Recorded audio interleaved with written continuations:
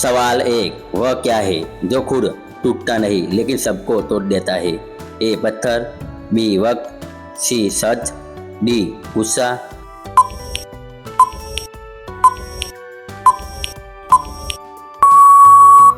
आपका जवाब बी वक्त।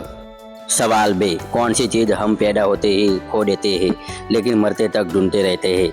ए पैसा, बी नाम, सी सुकून, डी नींद।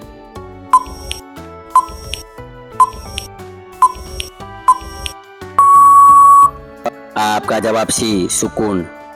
सवाल 3, वह क्या है जो आगे बढ़े तो अच्छा लेकिन पीछे लौटे तो सब बिगड़ देता है? ए यादें, बी भरोसा, सी कदम, डी समय।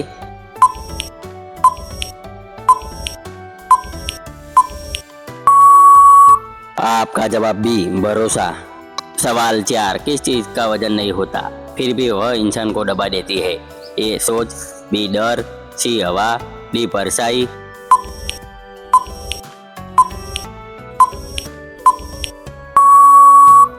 आपका जवाब बी डर।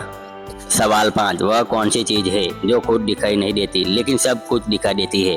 ए आंख, बी रोशनी, सी दिमाग, डी विज्ञान।